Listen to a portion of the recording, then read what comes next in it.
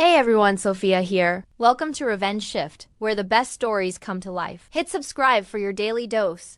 The champagne was Veuve Clicquot, served in crystal flutes on the terrace of the Riverside Country Club, overlooking the 18th hole.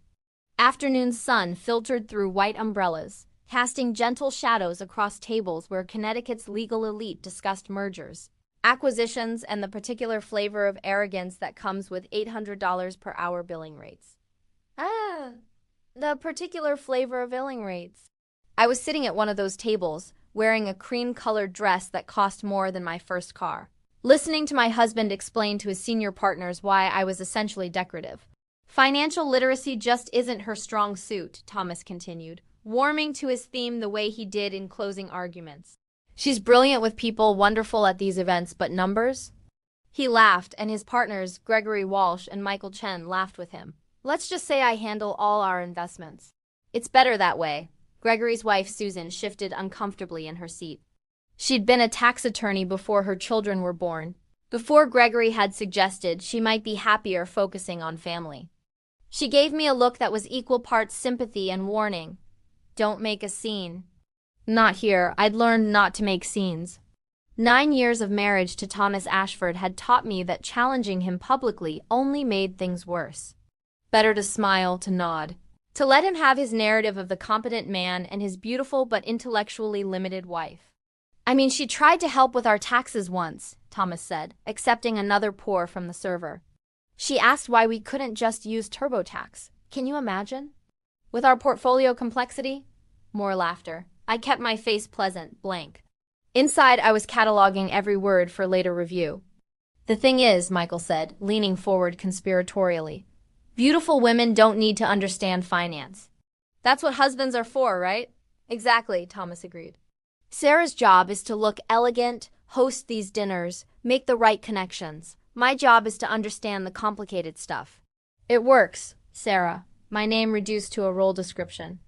The elegant wife who hosted dinners and made connections while her brilliant attorney husband handled the complicated stuff. I took a sip of champagne and thought about the Excel spreadsheet hidden in my laptop under the file name. Recipe collection, XLSX.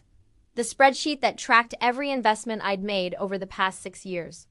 Thomas thought I'd spent my inheritance from my grandmother on frivolous things, spa, treatments, shopping, decorating.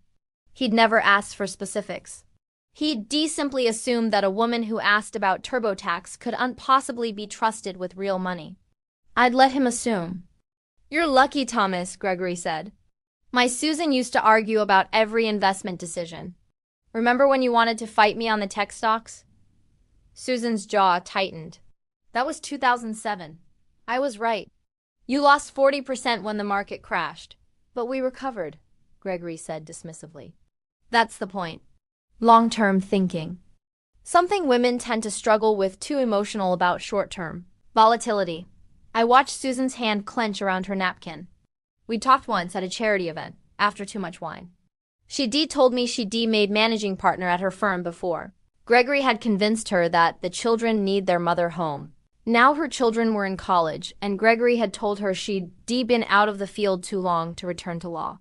I'm actually quite risk-averse myself, I said quietly. Thomas blinked, as if surprised I'd spoken. Well, yes, exactly.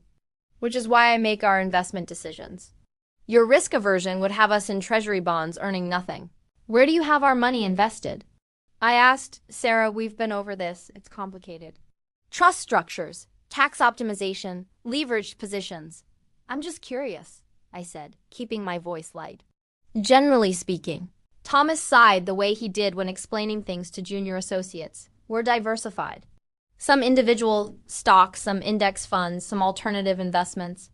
I keep about 30% in margin positions to maximize returns. 30% in margin positions. Borrowed money to amplify gains or losses. What's your margin interest rate? I asked. Gregory actually laughed. See what I mean? She doesn't even know that margin rates are variable based on the amount borrowed. They're also based on the broker, I said. Interactive Brokers charges different rates than Fidelity or Schwab. I was just wondering which broker you use and what rate you're getting. Silence. Thomas stared at me like I'd started speaking Mandarin. How do you know about interactive brokers? He asked carefully. I read, I said simply. I finished my champagne and stood. If you'll excuse me, I need to use the ladies' room. I walked away from the table, feeling 3 sets of eyes on my back. In the country club bathroom, all marble and gilded mirrors, I locked myself in a stall and pulled out my phone. Thomas had margin positions. 30% of the portfolio, he'd said. Our joint portfolio was worth approximately $4.2 million according to the last statement. I'd seen before he'd simplified things by having all statements sent only to his email. If he had 30% in margin, roughly $1.26 million, that meant he'd borrowed that money to invest. It was a strategy that worked brilliantly in rising markets. In falling markets, or if the underlying collateral value dropped, the broker issued a margin call. Deposit more money immediately or we'll liquidate your positions. I pulled up my own brokerage account on my phone. My recipe collection portfolio was in a separate account Thomas didn't know existed, under my maiden name at a different brokerage. Thomas had been deep in a trial when the inheritance arrived. I'd mentioned it once. Grandma left me some money, and he'd waved it away. That's nice, honey. Invest it however you want. Maybe hire that decorator you liked? I'd hired a decorator for one room. Cost, $8,000. The remaining $192,000 had gone into the secret brokerage account. Current value, $1,847,392. Average annual return, 18.3%. I'd spent 6 years reading everything I could find about investing. Books, blogs, financial statements, SEC filings. I'd started with index funds, boring, safe, exactly what Thomas would have expected from his risk-averse wife. Then I'd gradually added individual stocks, always companies I understood, always after careful research. I'd made mistakes, a biotech company that went bankrupt, a retailer that didn't survive Amazon's dominance.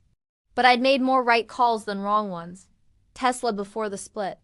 Apple before the iPhone boom matured into services revenue. Small cap companies that grew into mid caps. I'd never told Thomas. What would have been the point? He'd already decided I was financially illiterate. Evidence to the contrary would only threaten his narrative. Now, standing in a country club bathroom in a dress that cost $1,200, I had a decision to make. I could go back to the table. Apologize for speaking up. Let Thomas have his story about the beautiful but dim wife who didn't understand complicated financial instruments. Or I could burn it all down. I chose fire. I didn't go back to the table. I walked straight through the country club lobby, out to the parking lot, and got into my Mercedes, the one Thomas had bought me for my 35th birthday. The one he said was appropriate for the wife of a senior associate on partner track. I drove home to our 5-bedroom colonial in West Hartford. The one with the professionally landscaped yard and the kitchen that had been featured in Connecticut magazine. The house Thomas had bought before asking if I liked it because real estate is an investment decision, not an emotional one. In my office, the smallest bedroom, decorated in soft blues because Thomas had said the house needed a feminine space, I opened my laptop and started making calls. The first was to Diana Richardson, a divorce attorney whose name I'd gotten from a women's business networking group one joined without telling Thomas. I'd met Diana at a luncheon where she'd given a presentation titled, Financial Planning for Divorce, Protecting Your Assets. I'd taken notes. Thomas would have been surprised by how many notes. Diana Richardson, she answered on the second ring. Ms. Richardson, my name is Sarah Ashford. We met at the Women's Business Network luncheon 3 months ago. You gave me your card and said to call if I ever needed advice. I remember. The attorney's wife who asked excellent questions about asset division. Are you ready to have that conversation? Yes, good. Can you come to my office tomorrow at 9 a.m.? And Sarah, bring everything. Bank statements, tax returns, investment records, property deeds, credit card statements. Everything you can access. I will. One more thing. If your husband monitors your emails or phone, be very careful. Use a friend's phone or a public computer for any communication with me until we have privacy protections in place. He doesn't monitor my communications, I said. He doesn't think I do anything worth monitoring. Diana laughed without humor. That's the advantage of being underestimated. See you tomorrow at 9. The second call was to James Chin, a forensic accountant Diana had mentioned during her presentation. Forensic accountants specialized in finding hidden assets, analyzing complex financial structures, and presenting evidence in divorce proceedings. Chun Forensic Accounting, a professional voice answered. I'd like to speak with James Chen about retaining his services for a divorce case. Of course. May I ask who referred you? Diana Richardson. Excellent. Mr. Chun can meet with you the day after tomorrow. Will that work? Yes, thank you. The third call was to my best friend from college, Rebecca, who'd been quietly suggesting I leave Thomas for the past 3 years. Sarah? She sounded surprised. I rarely called during business hours. Thomas didn't like me bothering people when they were working. Can I come stay with you for a few days, starting tonight? Silence. Then, is this what I think it is? Yes. Oh, thank God, yes. Come immediately. I'll make up the guest room. Sarah, are you safe? Do you need me to come get you? Yes, I'm safe. I'm leaving before he gets home from the club. I'll be there in 40 minutes. Drive carefully. I love you. I'm so proud of you. I packed 1 suitcase.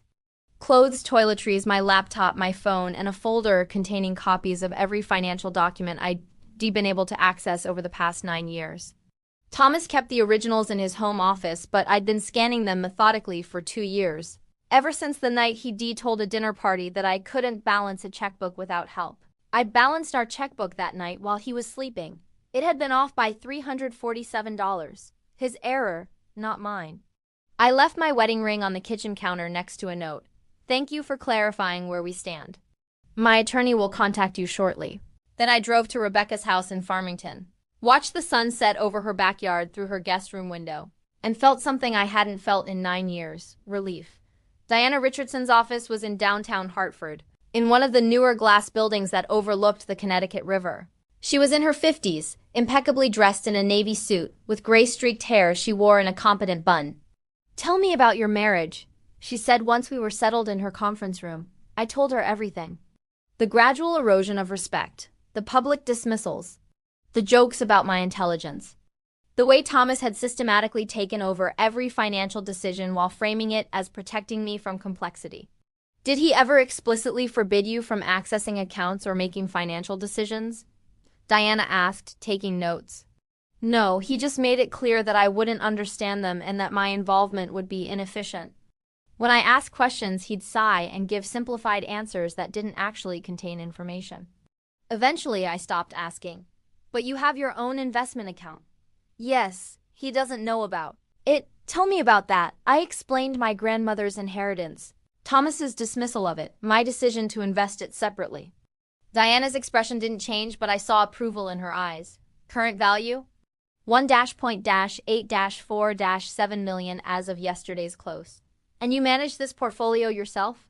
Yes, I taught myself. Books, online courses, financial news, SIC filings.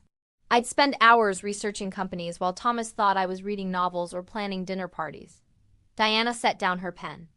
Sarah, do you understand what you've done here? Built a portfolio? You've created evidence of financial competence that directly contradicts your husband's narrative about you. You've also established a separate asset that's arguably premarital property since it came from an inheritance. Connecticut is an equitable distribution state, I said. Even separate property can be divided if the court deems it fair. Diana smiled. You've been researching. For 2 years. Good. Here's what's going to happen. I'm going to file divorce papers this week. We're going to request full financial disclosure from Thomas. Every account, every investment, every debt. We're going to have James Chen do a complete forensic analysis. And we're going to build a case that you deserve significantly more than half the marital assets because you've contributed non-financial value while being systematically excluded from financial decision-making. What kind of timeline? In Connecticut, even uncontested divorces take 90 days minimum. Contested cases can take a year or more. Given what you've told me about Thomas's personality, I expect significant resistance. He won't believe I'm capable of following through. Then he's in for an education. Let's talk about immediate steps. Have you opened your own bank account? Yes, yesterday. I transferred my last 3 paychecks from the joint account. I'd forgotten to mention my job. Thomas always did. You work? Diana looked up from her notes. I'm a grants writer for the Hartford Foundation for Public Giving. I manage a portfolio of educational grants. I make $62,000 a year. How long have you had this job? 5 years. Does Thomas know about it? Technically, I told him when I was hired. He said it was cute that I wanted a hobby and asked if it would interfere with my responsibilities at home. Diana's jaw tightened. Did you continue to manage all household responsibilities while working full-time? Yes. Cooking, cleaning, social calendar, entertaining his clients, managing contractors for home repairs. He said household management was a wife's contribution to the partnership. So you worked full-time, managed the household, hosted events that benefited his career, and were told you didn't understand finances. Yes. Diana made a note with more force than necessary. Connecticut courts recognize non-financial contributions to a marriage. You've been providing unpaid domestic labor and professional support while being systematically demeaned. That matters. We spent 3 hours going through documents. Diana's paralegal made copies of everything. By the time I left, I had a clear understanding of what came next. Phase 1. Complete financial discovery. Phase 2. Forensic analysis by James Chen. Phase 3. File for divorce with full accounting of assets and a demand for equitable distribution plus compensatory damages. One more thing, Diana said as I was leaving. Based on what you've told me about Thomas's investment strategy, I'm concerned he may have significant margin debt. When was the last time you saw a complete portfolio statement? 14 months ago. He said he'd streamlined things, so statements went only to his email. That's concerning. In my experience, people who hide financial information are often hiding financial problems. James will dig into this, but be prepared for the possibility that your marital assets might be less than you think. I nodded. I'd been thinking the same thing. James Chun was younger than I expected, early 40s, with an accountant's precision and an investigator's instincts. We met in his office 2 days later, Diana joining us remotely. I've reviewed the documents you provided, James said, spreading papers across his conference table. I have some questions. First, you said Thomas claimed you have about $4.2 million in joint investment accounts? That's what he said approximately 18 months ago. Do you know which brokerage? Fidelity for the main account. I think he has others, but I don't know where. James pulled up something on his laptop. I ran a preliminary asset search based on your social security numbers. I found accounts at Fidelity, Interactive Brokers, and E-Trade. The E-Trade account is in Thomas's name only, opened 3 years ago. I didn't know about that one. I'm not surprised. Here's what's concerning. The Fidelity account currently holds approximately $2.1 million in securities. That's half what Thomas claimed 18 months ago.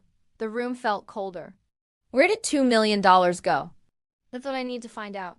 Possibilities include he transferred it to other accounts, he lost it in bad investments, or he spent it. Given that he's a corporate attorney making approximately $400,000 per year, spending $2 million in 18 months would require a lifestyle significantly beyond what you've described. We live well, but not $2 million in 18 months well. Exactly. Which means either he has significant losses or significant undisclosed assets. I'll need subpoena power to access his account records. Diana's voice came through the speaker. We'll get that as part of the discovery process. James, what about the margin situation Sarah mentioned? That's the other red flag.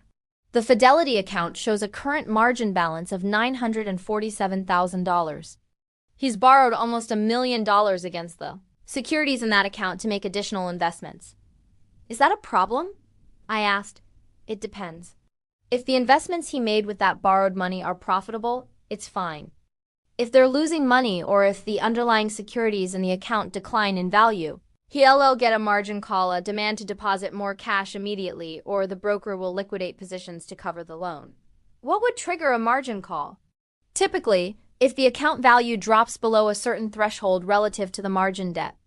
With a balance this high, he's probably required to maintain at least $2.2 million in account value. Right now he has $2.1 million, so he's close to a margin call. He's one bad day away from a margin call. Diana spoke again. Sarah, I need to ask you something sensitive. Do you want this to happen? Do I want what to happen? Do you want Thomas to face a margin call? Because if we time this right, if we file for divorce and request asset freezes while his accounts are vulnerable, we could trigger significant financial consequences for him.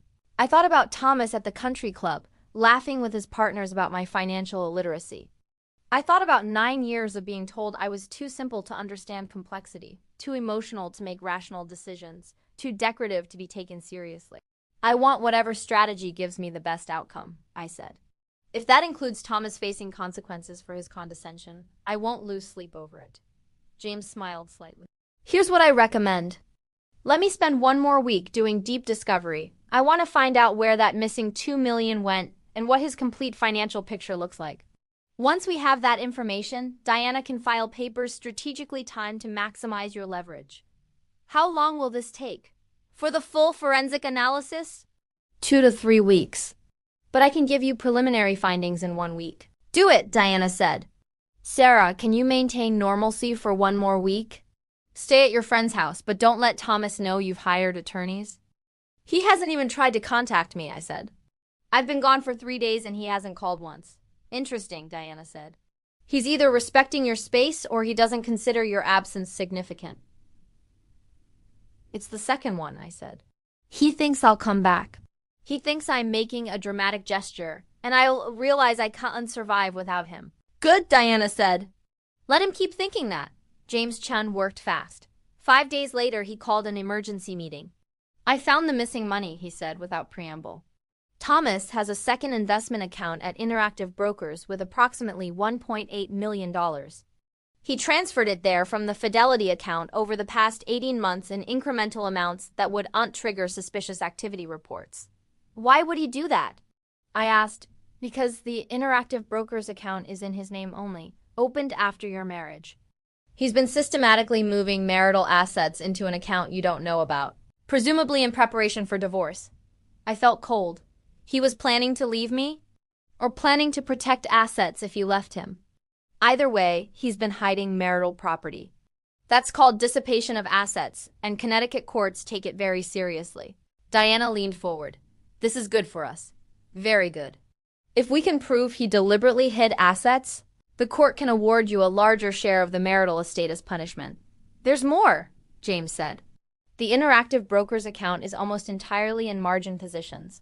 He's borrowed $1.3 million to invest $1.8 million.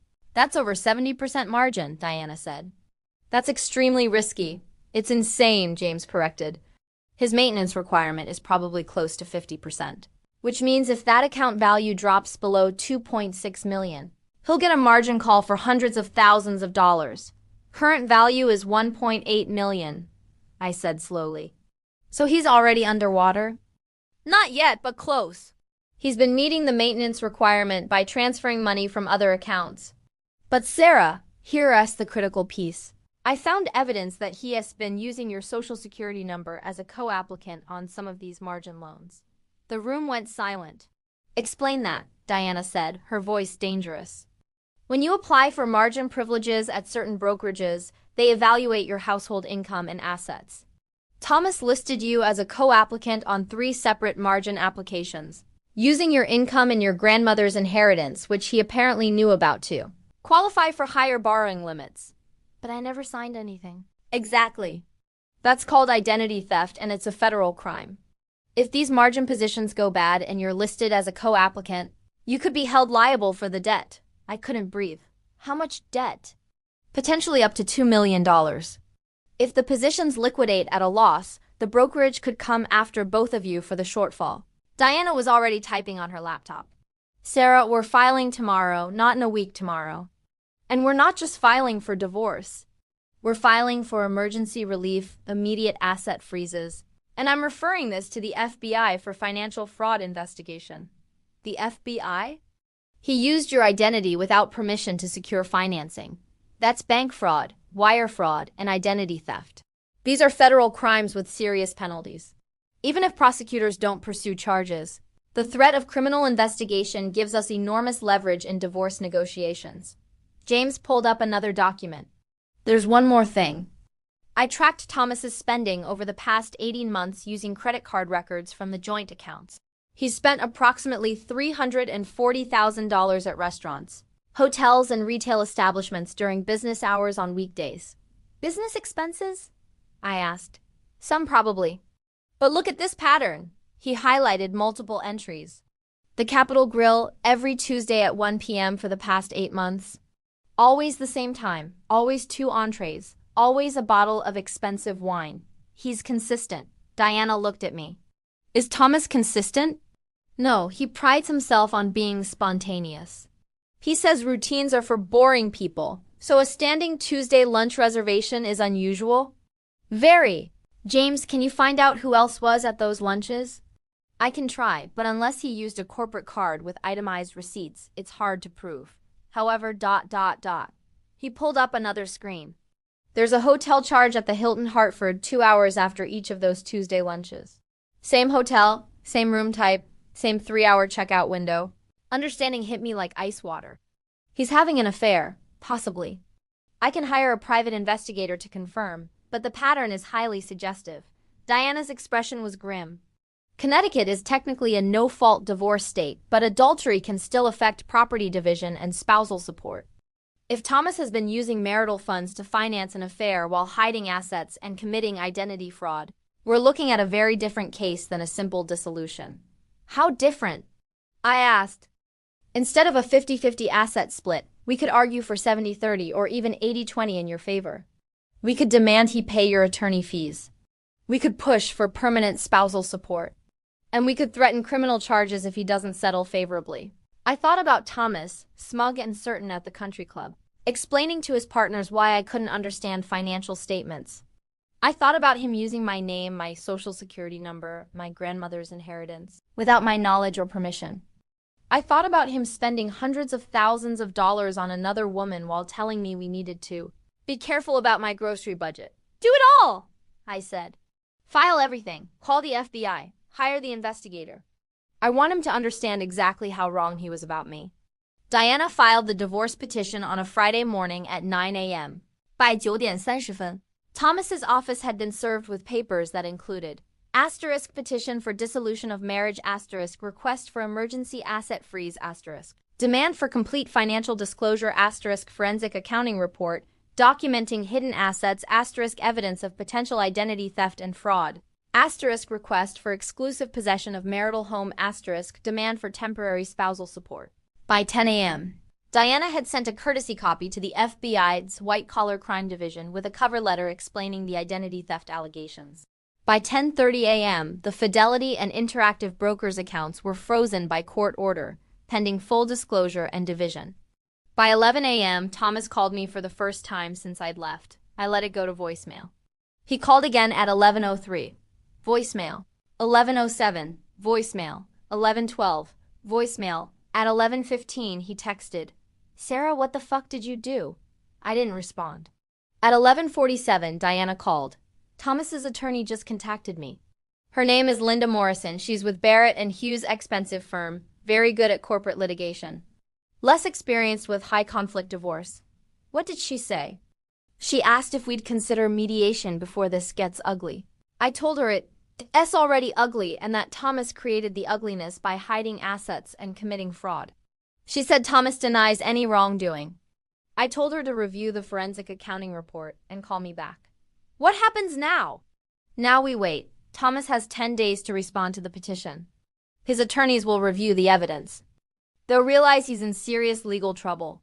Then they'll try to negotiate. What if he doesn't negotiate? Then we go to court, present all this evidence, and watch his career implode. Corporate attorneys can't afford fraud allegations. Sarah, his firm will distance themselves immediately. At 2:17 p.m., Thomas called again. This time I answered. How could you do this? His voice was ragged, desperate. You froze my accounts. Do you have any idea what you've done? I protected my interests, I said calmly. Everything in those filings is accurate. You hid assets, used my identity without permission, and spent marital funds inappropriately. That's not... I didn't, Sarah. You don't understand how any of this works. I understand perfectly. You moved $1.8 million into a secret account. You forged my signature on margin applications. You've been having an affair for 8 months. I understand completely. Silence. Long silence. I haven't been having an affair, he said finally. The Capitol Grill every Tuesday at 1 p.m., followed by 3 hours at the Hilton Hartford. For 8 months. Would you like me to read the credit card statements to you? More silence. Sarah, please. Let's talk about this. Let's not involve lawyers and courts, and you involved lawyers the moment you committed fraud using my name. My attorney referred this to the FBI this morning. If you want to discuss settlement terms, have Linda Morrison call Diana Richardson. I hung up. My hands were shaking not from fear, from adrenaline. For 9 years, I'd let Thomas dominate conversations, dismiss my concerns, override my opinions. Hanging up on him felt like breaking a physical chain. He called back immediately. I didn't answer. At 4:32 p.m., Interactive Brokers issued a margin call on Thomas's account. With the account frozen, he couldn't transfer funds to meet the call. The brokerage automatically began liquidating positions to cover the margin debt. James Chun called me at 5:15 with the update. The Interactive Brokers account just lost $400,000 in forced liquidations. They sold his best-performing positions at market prices to cover the margin loan. He's going to be furious. Is that my problem? No, it's his problem. The account is in his name. The trades were his decision. You're protected. At 6:03 p.m., Thomas's father called.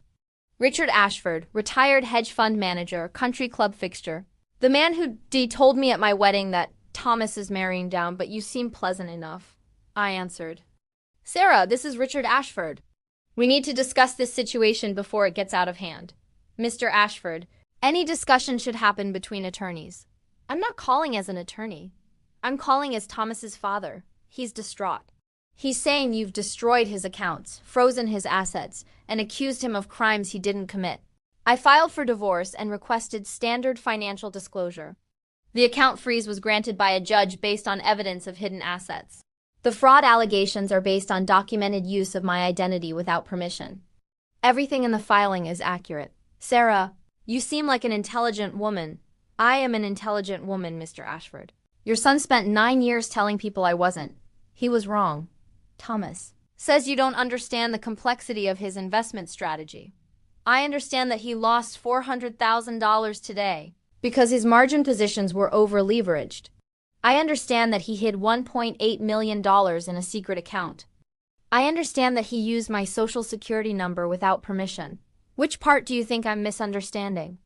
Richard was quiet for a moment. What do you want, Sarah?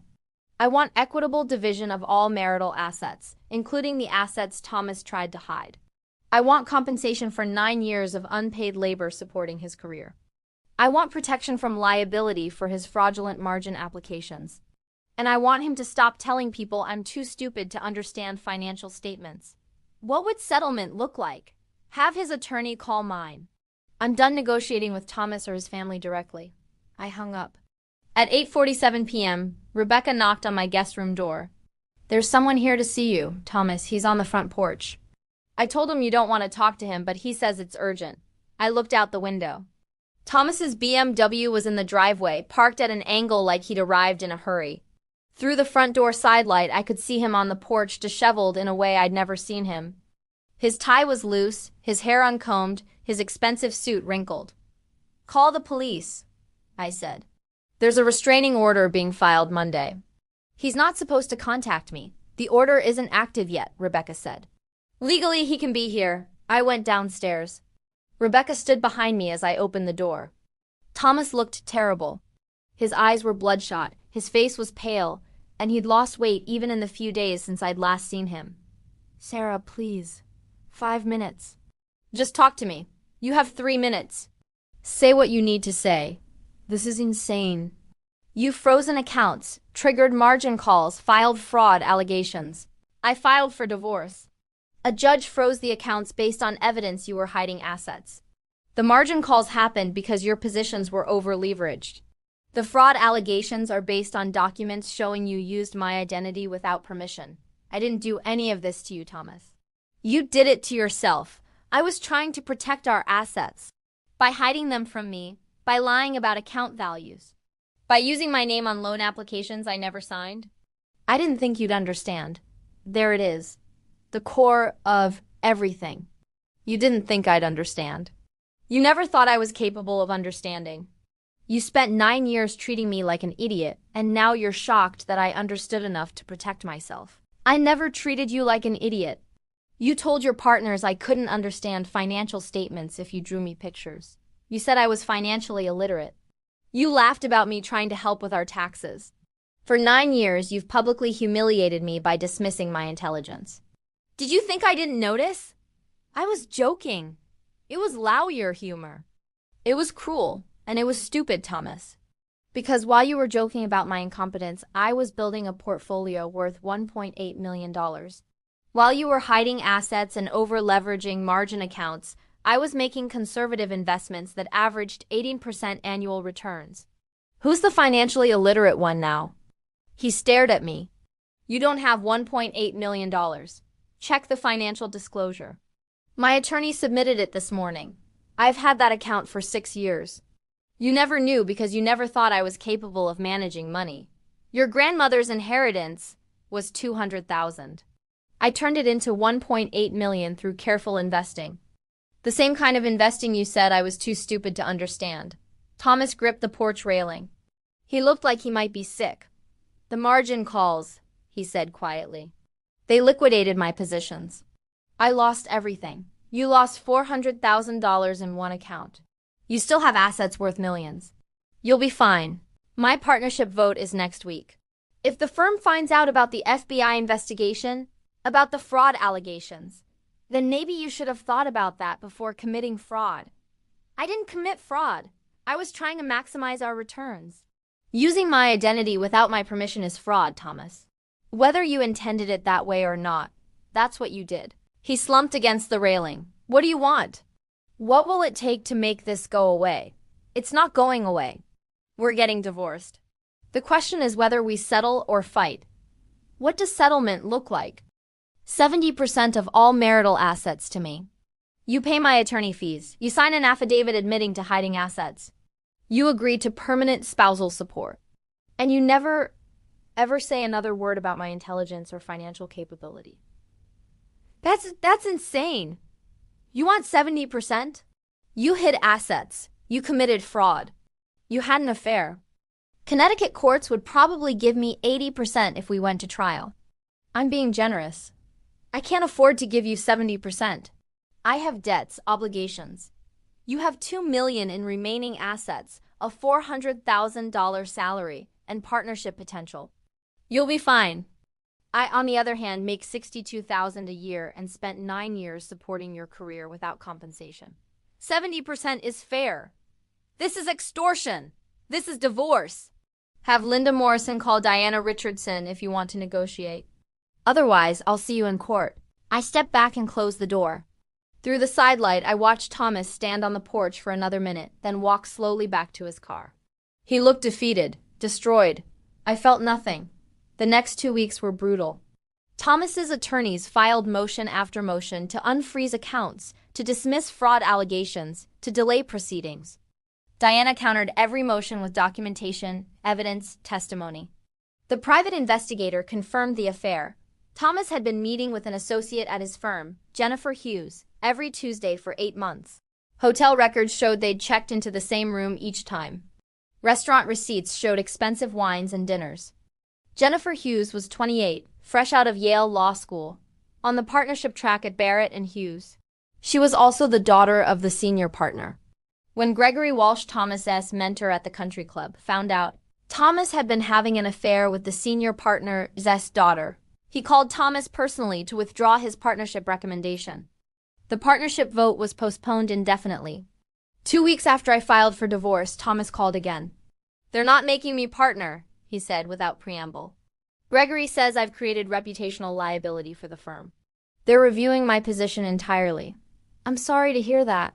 Are you?" "This is what you wanted, isn't it? To destroy my career?" "I wanted a divorce and fair asset division. Your career problems are a consequence of your choices, not my actions. The FBI contacted me yesterday. They want to interview me about the margin applications. Then you should get a criminal defense attorney." "Sarah, please, I'll agree to 60%. 60% of the assets, I'll pay your attorney fees. I'll sign the affidavit.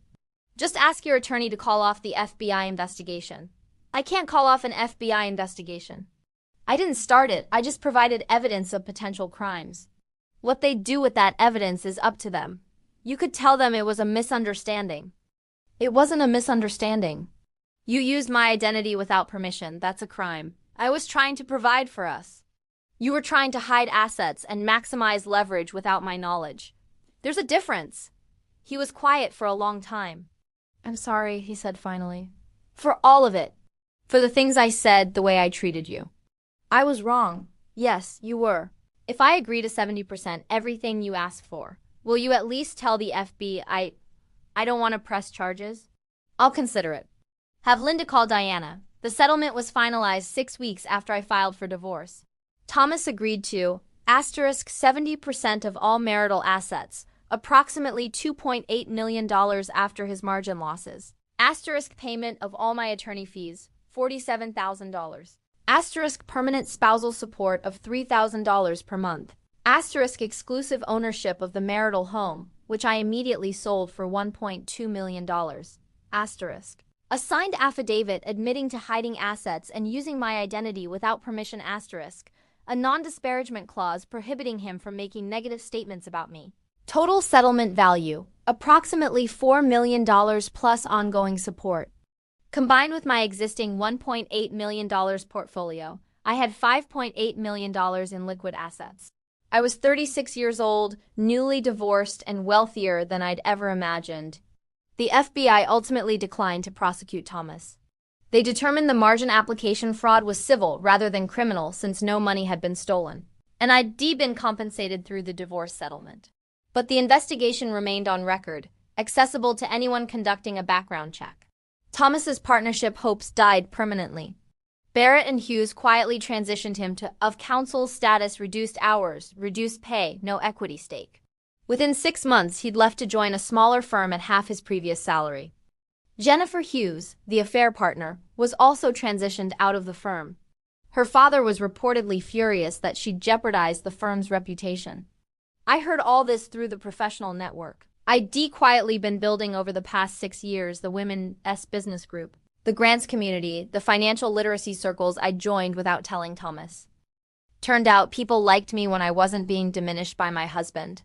They found me intelligent, capable, insightful. Imagine that.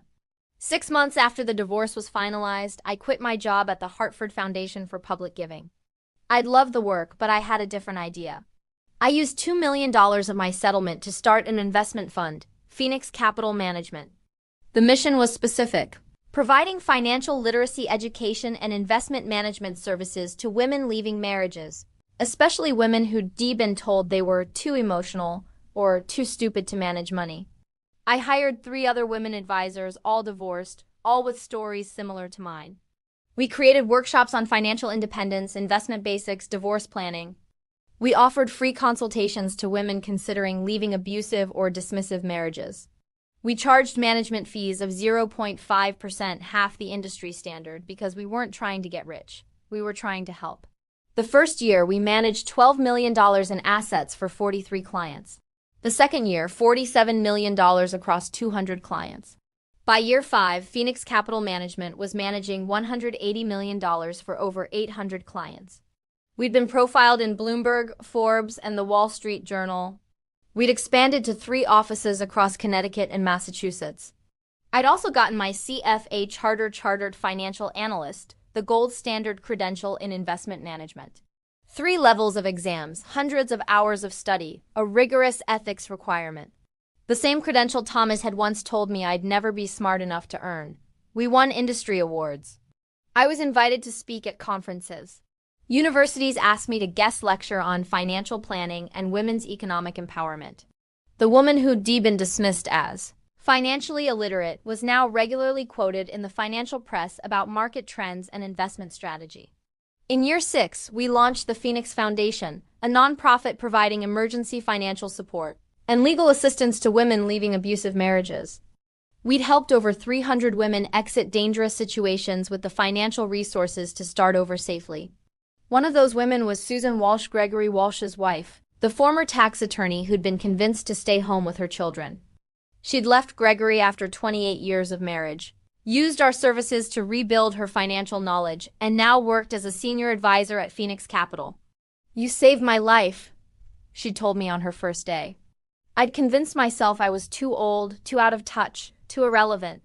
You showed me I was none of those things. We hired her at $120,000 per year, nearly double what she made as a junior attorney 30 years ago. Adjusted for inflation, she was brilliant. Turned out, tax attorneys understand complex financial structures quite well. 7 years after my divorce, I was sitting in my office in downtown Hartford when my assistant buzzed. "There's a Thomas Ashford here to see you. He doesn't have an appointment, but says it's important." I hadn't seen or spoken to Thomas in 6 years. "Not since the final settlement papers were signed. Send him in," I said. Thomas walked into my office and I barely recognized him. He'd aged more than 7 years, gray hair, deep lines around his eyes. A slight stoop to his shoulders that hadn't been there before. He wore a good suit, but not a great one. His watch was nice, but not the Rolex he'd favored during our marriage. "Sarah," he said. "Thank you for seeing me. What can I do for you, Thomas?" He looked around my office, the glass walls overlooking the city, the Bloomberg terminals, the framed Forbes profile on the wall. "You've done well." "Yes, I have. I saw you on CNBC last month, talking about small-cap value investing. You were very impressive." "Thank you." I wanted to double quotes. He paused, choosing words carefully. "I wanted to apologize. Really apologize, not the defensive half apologies I gave during the divorce. You were right about everything. I was cruel, dismissive, and stupid. I underestimated you completely." "Yes, you did. I'm at a small firm now. Estate planning, some corporate work. It's fine. It pays the bills. But I lost everything that mattered because I couldn't see past my own arrogance. I'm sorry things didn't work out for you. Are you? Really?" I thought about it honestly. I'm not glad you're suffering, but I'm not sorry that your actions had consequences. You made choices, Thomas. Those choices affected both our lives. Mine got better. Yours got harder. That seems fair. Fair, he repeated. I suppose it is. He stood to leave, then paused. Can I ask you something? Go ahead. When did you know that you were going to leave, that you were going to take everything apart? I thought back to the country club, the champagne, his laughter as he told his partners I couldn't understand financial statements. The moment you said I was financially illiterate, I said, that was when I knew I could unspend another day pretending you were right about me. He nodded slowly. That was the moment I lost everything. I just didn't know it yet. You didn't. He left without another word. I watched from my window as he walked to his car, a Honda Accord, sensible and middle class, and drove away. My assistant buzzed again. Your 4 o'clock is here. Jennifer Martinez, the one who's leaving her hedge fund husband? Send her in. Jennifer Martinez was 32, an engineer at a tech company, married to a man who told her she was too emotional about money to be trusted with investment decisions. She'd come to our consultation with 3 years of secretly saved earnings, $85,000, and a determination to leave. I don't know if this is enough to start over, she said nervously. My husband says I'll be bankrupt within 6 months without him. No, I smiled. I'd heard the story before. I'd lived the story before. $85,000 is more than enough, I told her. Not to maintain his lifestyle, but to start building yours. Let me show you what's possible. I pulled up a financial plan on my screen. Independence timeline, investment strategy, career development, divorce planning. Everything I'd learned from my own escape, refined and systematized to help others. You're going to be fine, I said. Better than fine. You're going to be free. She started crying relief, fear, hope, all mixed together. I understood completely. That evening, I drove to my house in West Hartford, a beautiful colonial I'd bought 2 years ago with cash, my choice of neighborhood and style. The house had a library where I kept my investment books, a home office where I monitored markets, and a garden where I grew vegetables that would have made Thomas roll his eyes at the inefficient use of property. I made dinner pasta with vegetables from my garden, wine I'd picked because I liked it, not because it cost the right amount to impress anyone. I ate on my back patio, watching the sunset, checking my phone occasionally to monitor after-hours trading. Phoenix Capital had closed up 2.3% for the month. Our 5-year returns were averaging 16.8% annually, better than 95% of professional fund managers. The woman who couldn't understand financial statements was beating the experts. My phone buzzed. An email from a reporter at the Wall Street Journal asking if I'd comment on recent market volatility and what it meant for women investors. I'd comment tomorrow. Tonight I was going to finish my wine, read a novel, and go to sleep in my house that I'd bought with money I'd earned through skills I'd taught myself. The skills Thomas had said I'd never have. I'd been married to Thomas Ashford for 9 years. I'd been told I was too stupid to understand complexity, too emotional to make rational decisions, too decorative to have real value. I'd believed him for a while. I'd let him make me smaller. Then I'd stopped. I dropped my champagne glass on a country club terrace and walked away. 7 years later, I ran a $50 million investment fund, helped hundreds of women escape financial abuse, and slept peacefully in a house I'd bought with my own money. Thomas was right about one thing. I was beautiful. He was wrong about everything else. And every day, every client, every successful investment, every woman I helped find her freedom, all of it proved exactly how wrong he'd been. The best revenge wasn't destroying him. The best revenge was becoming everything he'd said I couldn't be. And then helping other women do the same.